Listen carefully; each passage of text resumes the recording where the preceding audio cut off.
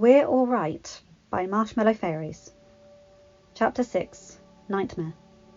It was almost midnight when May finally agreed to have Happy take her home, reluctantly acknowledging that she had work the next day.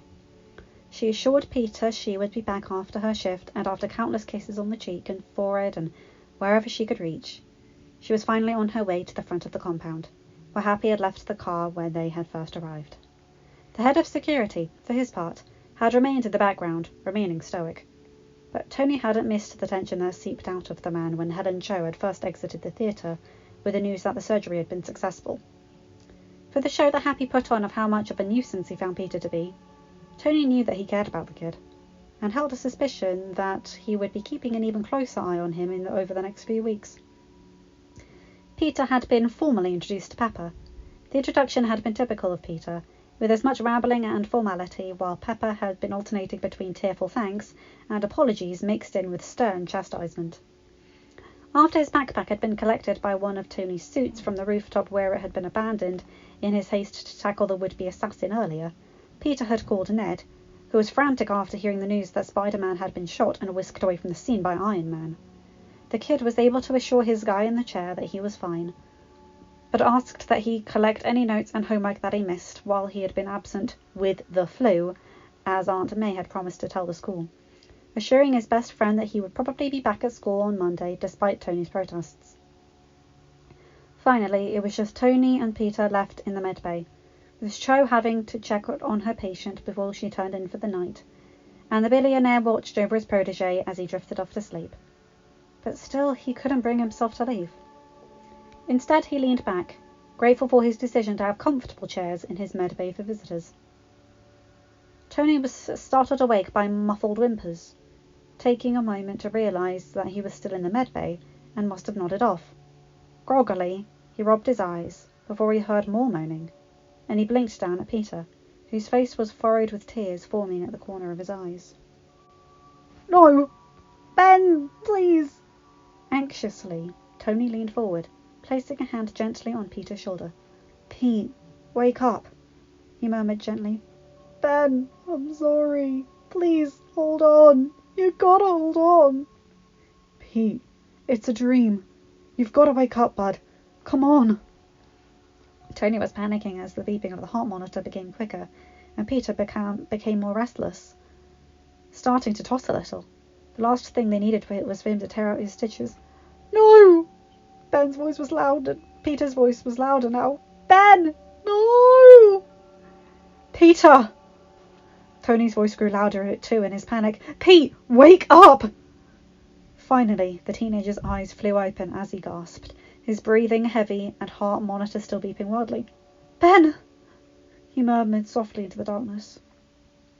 Tony sighed in relief, gently placing his hand on the kid's arm. "Pete? It's Tony." He turned his head, eyes searching and eyebrows furrowed. "Tony? Mr. Stark? What's going... Where am I? What are you doing here?" The billionaire rubbed his thumb in circles on the arm he was holding. "You're in the med bay, remember?" He spoke softly, waiting until Peter nodded before continuing. "I fell asleep down here, but you had a nightmare. You're okay. You're safe." Peter released a shuddering breath, and Tony felt a little disappointed when the kid pulled his arm out of his hold, but he realised as he draped over his eyes that Peter didn't want his idol to see him crying. Gradually, the heart monitor indicated Peter's heart rate had returned to normal, and as his breathing slowed down, Tony thought he might be falling asleep. So he was startled when he heard the kid's voice. "I'm sorry," he said quietly. "You don't have to apologise, kid."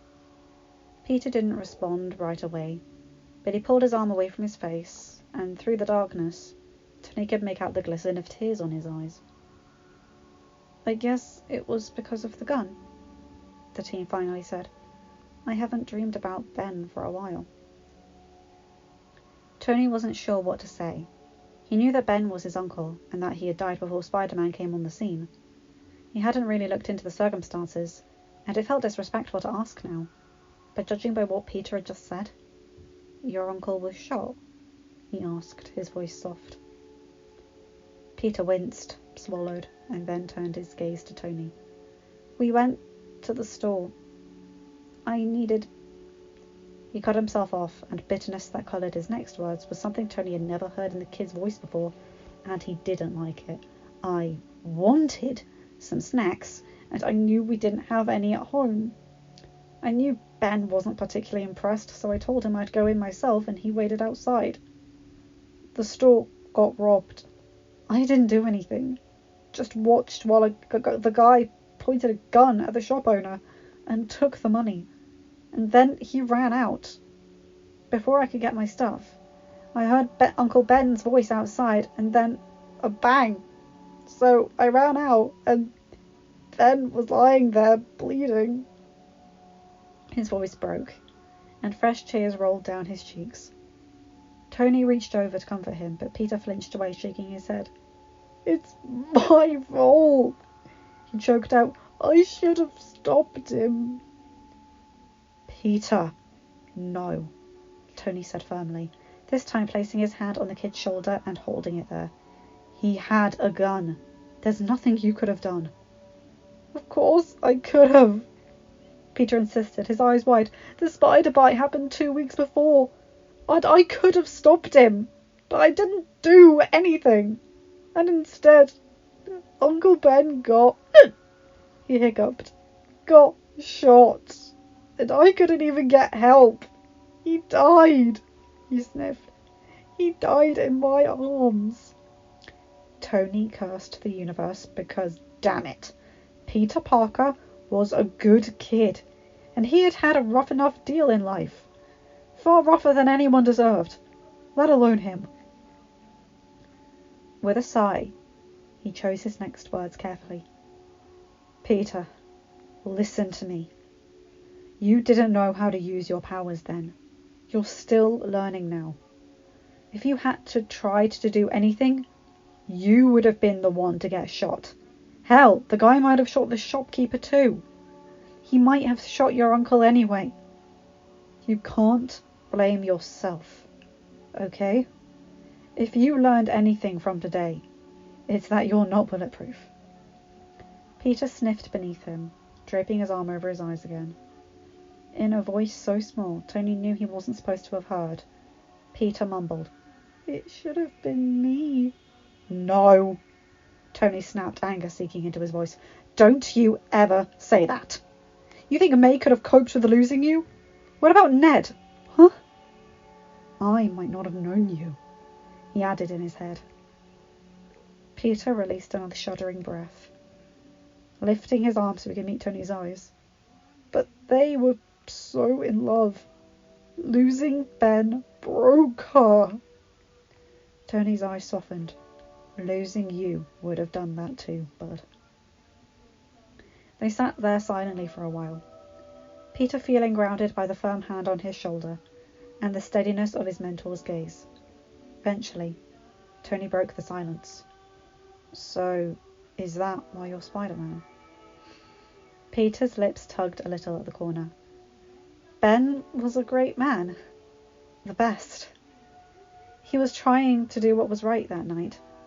He was so much braver than me. So I figured I should try and be a little bit more like him. Do what I can to look out for the little guy. Tony felt his own lips twitching into a smile. Well, I think you're doing a pretty good job.